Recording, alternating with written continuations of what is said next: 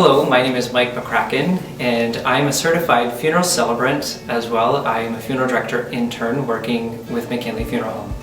The funeral celebrant's new term to many people, maybe not familiar with the terminology of what a funeral celebrant is or what they do, but it is a person who officiates a funeral service when a loved one has passed away. So I became a certified funeral celebrant. I did my training through Insight Funeral Celebrants, certified celebrants.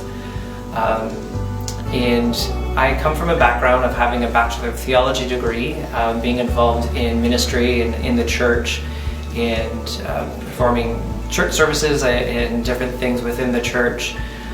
So I have a background of being in front of people and officiating different events and things like that. So when I came into the funeral home working as funeral director intern, it was something that just seemed to fit for me. A course became available and I was able to go and had done some training in becoming a funeral celebrant. So one may ask how a funeral celebrant is different than a minister officiating a funeral service. A funeral celebrant is typically someone who's chosen by the family that maybe is not connected to a minister, they're not connected to a church. And so they look for a funeral celebrant who's able to come in and typically maybe create a theme around the loved one's story to personalize and customize a funeral service, which is a little different than what a minister may do.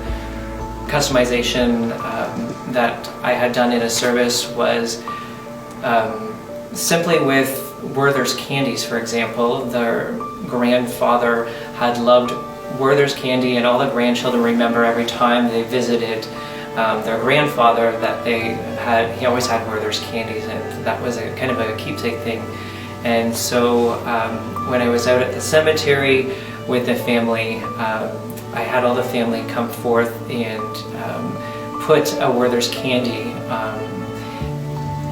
around the urn out at the cemetery, which is just as a memory.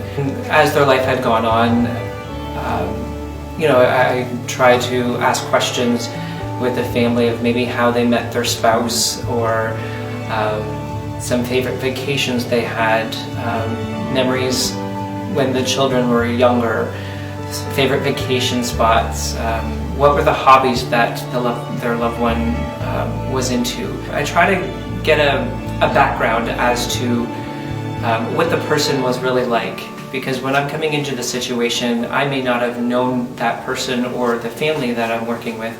And so I really try to get a history and a background from the family. So that gives me something to work with when I'm trying to create and customize and individualize to really make their funeral service personal to them.